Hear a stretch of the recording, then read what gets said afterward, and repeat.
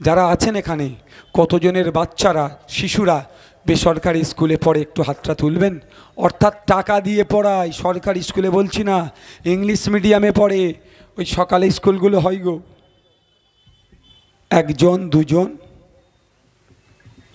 তিনজন, চারজন। আমি বুঝাতে পেরেছি কি আপনাদের? ইংলিশ মিডিয়াম মানে বুঝেন তো? অর্থাৎ বেসরকারি স্কুল মানে টাকা দিয়ে পড়তে হয়, মাস গেলে একটা মোটা অঙ্কের টাকা দিয়ে। এইখানে দেখলাম কজনের? 5 জন। 1000-2 মানুষ আছে তো কম বেশি, ওইদিকে মায়েরাও তো প্রচুর আছে, তাই তো? 1000-2 মানুষের মধ্যে মাত্র 5 জনের শিশু সরকারি বেসরকারি স্কুলে পড়ে। আর তার মানে ও পার্সেন্টেজ করলে ক্যালকুলেটার খারাপ হয়ে যাবে। 2000-এর মধ্যে 5 জনকে ও ক্যালকুলেটার কাজ করবে না, ফোনও হ্যাং হয়ে যেতে পারে। মানে পার্সেন্টেজ নেয়, ধরাই যাবে না, 0.10%-এর নিচে।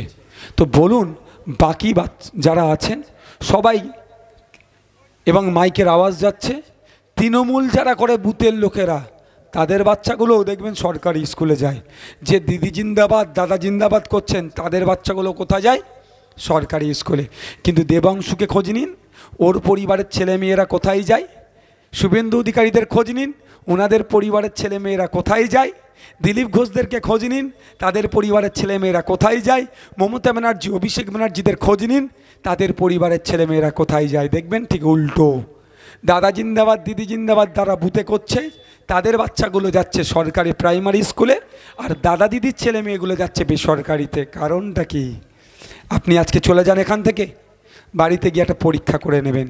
ক্লাস 3, 4, 5, 6-এর বাচ্চাকে ডাকবেন।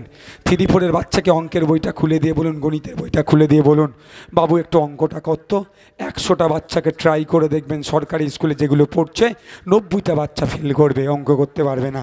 ক্লাস 6-এর বাচ্চাকে ডাকুন, পেন আর খাতাটা হাতে তুলে দিয়ে বলুন, তোর নাম, তোর বাবার নাম, তোর মায়ের নাম, তোর স্কুল কোন ক্লাসে পড়িস, আর তোর ঠিকানাটা বলতে ইংলিশে লিখতে বলুন। 90টা বাচ্চা ফেল করবে। ভুল বলছি নাকি? কেন এটা কেন হচ্ছে? কই দেবাংশুর জন্য তো মাথা ফাটাচ্ছি, শুভেন্দু অধিকারীর জন্য তো জান দিয়ে দিচ্ছি, অভিষেক ব্যানার্জির জন্য তো অন্য জান নিয়ে নিচ্ছি, মমতা ব্যানার্জির জন্য তো কারো মাথা ফাটাতে ছাড়ছি না। আমি জাস্ট উদাহরণের জন্য বলছি এদের নামগুলো, উদাহরণের জন্য বলছি। দাদা দিদিদের জন্য তো সর্বোচ্চ দিয়ে দিচ্ছি। দাদা দিদি আপনার আমার জন্য শিক্ষা ব্যবস্থাটা দিচ্ছে না কেন? এই দাদা দিদিকে গিয়ে বলুন, দাদা আমাদের ক্লাবেরটা যেটা আছে তার টিনের ছাউনি ঢালাই করতে হবে, টাকা দিয়ে দেবে। এই দাদা দিদিকে গিয়ে বলুন যে দাদা ক্লাবে যে টিভিটা আছে ঝিলঝিল করছে, 52 ইঞ্চি টিভি পাঠিয়ে দেবে। বলুন দাদা এই ভোটের সময় ফিস্টি করতে হবে, কত লাগবে? 10,000। ও 12,000 দিয়ে দেবে, কারণ 10,000-এর খাবে, ফিস্টি করে 2,000 মদ খেয়ে হই হই করার দিয়ে দেবে। আর আপনি গিয়ে বলুন দাদা আমাদের যে বাচ্চাগুলো স্কুলে যায় টিচার নাই, টিচারটা দেখুন। দাদা বাচ্চাগুলো স্কুলে যায় চটে বসে, টেবিল চেয়ার নাই, দাদা ব্ল্যাকবোর্ড নাই, শিক্ষা সামগ্রী নাই। আচ্ছা হবে দেখছি। বুঝতে পেরেছেন কেন বলুন তো? এখানে যারা বাপের বয়সীরা আছে আপনারা, তারা আপনাদের বাবাদের কথা ভাবুন তো। এই দাদা দিদির জন্য মারামারি হানাহানি করে কেউ কবরে গেল, কেউ শ্মশানে গেল, কেউ জেল খাটলো, কেউ বাড়ি আসলো, ধ্বংস হয়ে গেছে। বাপেরা একইভাবে ধ্বংস হয়ে গেছে, ছেলেরা ওই একইভাবে হচ্ছে। এখন কি করছে অভিষেক ব্যানার্জি, দেবাংশুবাবু, শুভেন্দু অধিকারীরা? দেখছে কি যে তাদের ছেলেগুলোকে, আপনাদের ছেলেগুলোকে লাঠিয়াল বানাতে হবে, তাদের ছেলেগুলো যাতে নেতা হয়, সেই জন্য আপনাদের ছেলেদের হাত থেকে বই পেন খাতা কেড়ে নিচ্ছে শুভেন্দু অধিকারীরা। রাজনৈতিক কারবারিরা চাই না দলিতের ছেলেটা শিক্ষিত হোক, আদিবাসীর ছেলেটা শিক্ষিত হোক, মুসলিমের ছেলেটা শিক্ষিত হোক, আপনার পিছড়ে বর্গের গরিবের ছেলেটা শিক্ষিত হোক। তারা কোনোদিন চায় না, কারণ তারা যদি চায় আপনারা শিক্ষিত যদি হয়ে যান, তাহলে বুথ দখলটা কার ছেলে করবে? ওই নেতাদের ছেলেরা যে নেতা হবে, তাদের ওই মারামারিটা কার ছেলে করবে? তাদের ওই খুনোখুনিটা কারা করবে? তাদের ওই বুথ দখলটা কারা করবে? সেই জন্য আপনার আমার ছেলেগুলোকে, তাদের ছেলেগুলো নেতা হবে ভবিষ্যৎ প্রজন্ম, তাদের ভবিষ্যৎ প্রজন্মকে নেতা তৈরি করার জন্য আপনার আমার ভবিষ্যৎ প্রজন্মের হাত থেকে বই পেন খাতা কেড়ে নিচ্ছে। পশ্চিমবাংলায় 8,500 শিক্ষা প্রতিষ্ঠান বন্ধ করতে চলেছে অপদার্থ মমতা ব্যানার্জির সরকার, আর অপদার্থ শুভেন্দু অধিকারীরা চুপচাপ বসে আছে, এর বিরোধিতা করছে না।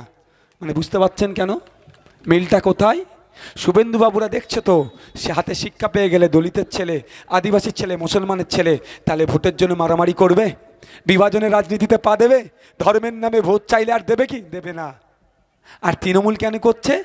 জানছে তো এরা যদি শিক্ষিত হয়ে যায়, বলুন না, আপনার ছেলেরা যদি শিক্ষিত হয়ে যায়, কালকে কাউকে মারতে পাঠালে যাবে কি? কেন যাবে না? কারণ আপনার আমার ছেলে কি জানবে, মারতে গেলে যদি অবঘাতে মেরে মারা যায়, 302 ধারা কেস খাবো। 302 ধারা কেস খেয়ে গেলে কারো বাবার ক্ষমতা নাই জেল থেকে বার করিয়ে, কোনো উকিলের ক্ষমতা নাই জেল থেকে বার করিয়ে মায়ের হাতে বাড়িতে বসে ভাত খাওয়ানোর, সারা জীবন জেলের ভাত খেতে হবে। বুঝতে পারছেন দাদা? তাহলে মারামারিতে যাবে আপনার ছেলে? হিংসায় জড়াবে? জড়াবে না। আর হিংসা মারামারিতে না জড়ালে দেবাংশুবাবুদের তো লস, শুভেন্দু বাবুদের তো লস। সেই জন্য শুভেন্দু বাবুরা 70টা এমএলএ নিয়ে 18টা এমপি নেওয়ার পরেও কেন চিৎকার করছে না, কেন অবরোধ রাখছে না, কেন বাংলা বন্ধের ডাক দিচ্ছে না? যে পশ্চিমবাংলা যে 8,500 শিক্ষা প্রতিষ্ঠান বন্ধ হচ্ছে, ওটাকে বন্ধ হতে দেওয়া যায় না। কারণ যে 8,500 শিক্ষা প্রতিষ্ঠান বন্ধ হচ্ছে, সেই শিক্ষা প্রতিষ্ঠানগুলো কোথায়? যেখানে মুসলমানরা বেশি থাকে, যেখানে দলিতরা বেশি থাকে, যেখানে আদিবাসীরা বেশি থাকে, যেখানে বাউরি সমাজের মানুষরা বেশি থাকে, যেখানে নমশূদ্ররা বেশি থাকে, যেখানে মতুয়ারা বেশি থাকে।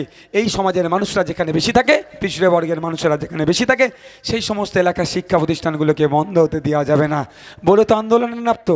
কিন্তু শুভেন্দু বাবুরা নামছে না কেন? কি কেন? বুঝতে পেরেছেন? ওরাও যাই তলে তলে, এরা অশিক্ষিত থাকুক। আর যেটা বলে দেব, অশিক্ষিত থাকলে কি হবে? বলবে কাগে কান নিয়ে চলে যাচ্ছে, আমরা কাগের দিকে তাকাবো, কানে হাত দেবো না। আর যদি আমার ন্যূনতম সেই সেন্স থাকে, আমরা আগে কানটা দেখব। বলছে নাকি সিএ করে তাড়িয়ে দেবে। আমি ময়নায় চ্যালেঞ্জ করে যাচ্ছি, ময়নার তো বিজেপি